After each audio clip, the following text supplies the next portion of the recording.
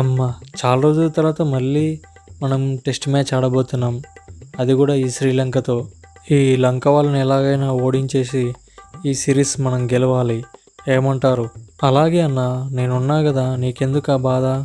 ఈ మియా మ్యాజిక్ చూపిస్తే ఎలా ఉంటుందో మనకన్నా ఎక్కువ ఈ శ్రీలంక వాళ్ళకే బాగా తెలుసు.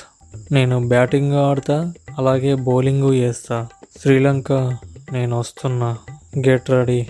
అదేందో సిరాజ్, నీకు మాత్రం ఇలా జరుగుతుంది ఏంది? ఇంకా ఎవరికి మాత్రం జరగట్లేదు. అదేంటో మరి నాకేం అర్థం కావట్లేదు. నువ్వు బ్లాక్ మ్యాజిక్ ఇట్లా ఏమైనా చేస్తున్నావా ఖాళీ టైంలో? ఈ శ్రీలంక మీద పగబట్టినావు ఏంటన్నా? బ్లాక్ మ్యాజిక్ అంటావు, ఇది నా మ్యాజిక్, ఈ మియా మ్యాజిక్ అన్నా. ఓన్లీ శ్రీలంక మీద మాత్రం పనిచేస్తుందా తమ్ముడు నీది మ్యాజిక్? వేరే దేశం మీద పనిచేయదా? అంటే అది సరేనా, దీని గురించి తర్వాత మాట్లాడుకుందామా? అట్లుంటుంది మన మియా బాయ్ తోటి.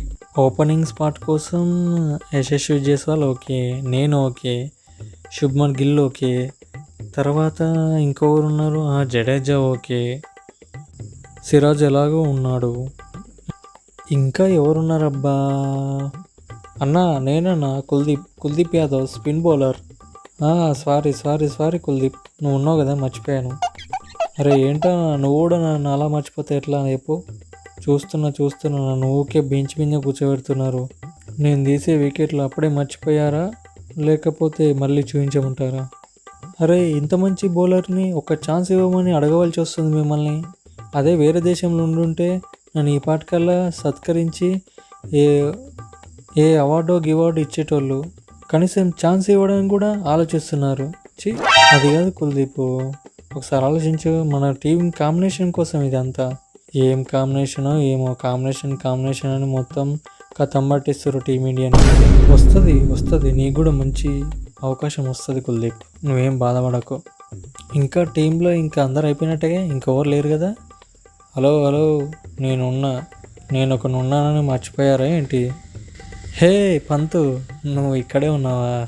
సారీ అబ్బా, ఇప్పుడే నీ గురించి మాట్లాడదాం అనుకున్నా, అంతలో నువ్వు వచ్చేసావు. విన్నా, అంతా వింటూనే ఉన్నా. అందరి పేర్లు చెప్పావు, నా పేరు మాత్రం మర్చిపోయావు. అదేం లేదు పంత్, నీ గురించే మాట్లాడుతున్నా, అంతలో నువ్వు వచ్చేసావు. నిండు నూరేళ్ళు నీకు.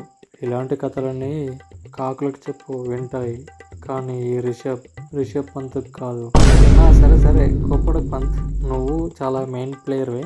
నీలాంటి ప్లేయర్ ఉండడం ఈ టెస్ట్ టీంకే ఒక పిల్లర్ లాంటిది. నువ్వు ఒక పిల్లర్వి ఈ టెస్ట్ టీంకి. నువ్వు లేకపోయినావు అనుకో, ఈ టీం ఎప్పుడైనా పడిపోవచ్చు. ఏదో అడుగుతున్నాను కాబట్టి ఇట్లా అంటున్నారు, కానీ లేకపోయించనా, నన్ను ఒకవేళ సెలెక్ట్ చేయకపోతే నిన్ను నా కార్లో ఎక్కించుకొని ఒకసారి రౌండ్ తిప్పుదాం అనుకున్నానా? జస్ట్ మిస్ అయిపోయినావు అంతే. తెలుసు పంతు, నువ్వు ఎంత మంచి డ్రైవరు నాకు బాగా తెలుసు. ఏం గిల్, మొత్తమే మాట్లాడతావు, ఏమైంది? నువ్వే కదా కెప్టెన్వి. నేను కెప్టెన్ అయినా కూడా మొత్తం నువ్వే మాట్లాడుతున్నావు, నాకు జాగేడిస్తున్నావు మాట్లాడనీకే. చెప్పు, ఇది పద్ధతేనా? అరే ఏదో ఇంజ్యూరీ అయింది, కొంచెం అటు ఇటు ఆడుతున్నాడు. అసలు నేను ఒకరిని ఉన్నానని అసలు నీకు గుర్తుందా? ఈ గిల్లు ఉన్నాడని నీకు గుర్తుందా అసలుకి? నాకు ఇంజ్యూరీ వచ్చేంత వరకు మాత్రమే. ఈ ఇంజ్యూరీ తగ్గినాక నేనే కెప్టెన్, మర్చిపోకు రాహుల్. నిన్ను ఎట్లా మర్చిపోతా చెప్పు? నువ్వు ఎప్పుడు ఉండేటోనివే కదా. చెప్పకపోయినా పెద్ద ఫీలింగ్ కావని చెప్పలేదు గిల్. ఇంకా ఎవరన్నా మర్చిపోయానా?